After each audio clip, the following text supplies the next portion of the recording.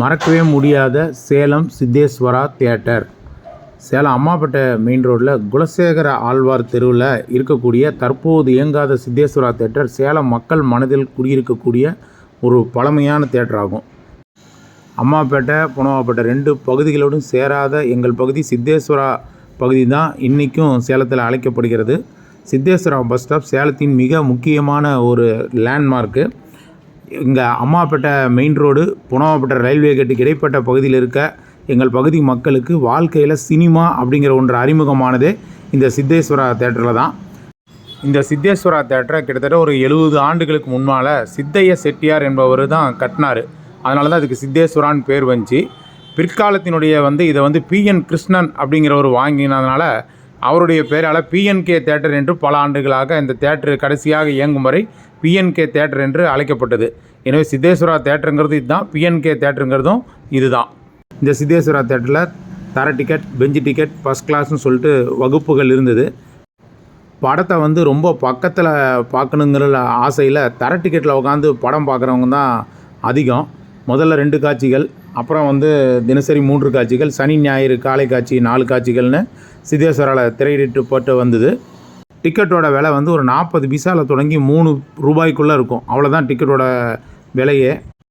நான் சிறுவனாக இருக்கும்போது பெண்கள் பகுதியிலேயே எங்கள் அம்மா அல்லது பாட்டியோட சினிமாவுக்கு போய் பார்த்த ஞாபகங்கள் இருக்குது. தங்கப்பதக்கம் படத்தை அப்படி தான் பெண்கள் பகுதியில் உட்காந்து பார்க்கும்போது சிவாஜியோட சோக காட்சியில் அந்த பெண்கள் பகுதியே குலுங்கி அழுக. அவங்க ஏன் அழுகுறாங்கன்னு தெரியாமல் சின்ன பையனாக இருந்த நானும் அழுக. அப்படி கண்ணீர் சிந்த உணர்வுபூர்வமாக நாங்கள் படம் பார்த்த திரையரங்கம் சித்தேஸ்வரா திரையரங்கம். இந்த தேட்டரில் வெற்றி முரசு கொட்டிய நடிகர் திலகம் சிவாஜியின் படங்கள் பாசமலர், படிக்காத மேதை, பாலும் பழமும், தீபம் என எண்ணற்ற படங்கள். அதே போல் மக்கள் திலகம் எம்ஜிஆருடைய பணக்கார குடும்பம், குடும்பத் தலைவன், எங்க வீட்டு பிள்ளை என எண்ணில் அடங்காத படங்கள். ரஜினி கமலின் நினைத்தாலே இனிக்கும், தாய் இல்லாமல் நான் இல்லை, பிரியா, பில்லா, புதுக்கவிதை என சூப்பர் படங்களை இந்த தேட்டரில் எங்கள் அம்மாப்பேட்டை புனவாப்பேட்டை பகுதி மக்கள் கண்டு கழித்தது ஒரு பொக்கிஷமான நினைவுகள். தீபாவளி, பொங்கல், கோட்டை மாரியம்மன் பண்டிகை போன்ற காலங்களில் சித்தேஸ்வரா தேட்டர் திருவிழா கோலம் காணப்படும். இரவு 8 மணி காட்சின்னு சொல்லிட்டு சிறப்பு காட்சி அப்போ போடுவாங்க. அதெல்லாம் மறக்கவே முடியாது. சித்தேஸ்வரா தேட்டரில் இடைவேளையில் விற்கப்படும் காரப்பொரி, கடலை உருண்டை, தேங்காய் பர்பி, முறுக்கு, தட்டுவடை ஆகியவற்றினுடைய சுவை இன்றும் எங்கள் நாட்கள் அப்படியே இருக்கிறது.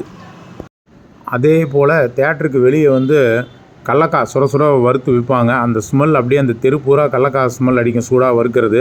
அதே போல் துண்டு கரும்பு அதெல்லாம் அமோகமாக விற்பனையாகிட்டே இருக்கும்.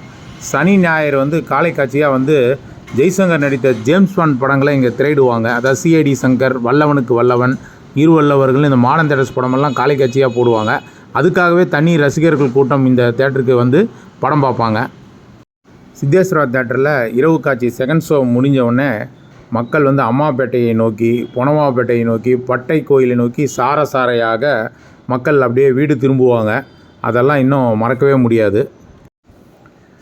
இப்படியெல்லாம் அம்மாப்பேட்டை புனவாப்பேட்டை மக்களுடைய வாழ்க்கையின் அங்கமாக இருந்த சித்தேஸ்வரா தேட்டர் இன்றைக்கி செயல்படாமல் பாலடைஞ்சு நிறைய மரம், செடி, கொடி எல்லாம் புதரெல்லாம் முளைச்சி தேட்டரே தெரியாத அளவுக்கு மறைஞ்சி அப்படியே அமைதியாக நிசப்தமாக இருக்கிறத பார்க்கும்போது அந்த கடந்த காலங்கள்லாம் அப்படியே நெஞ்சில் போகுது.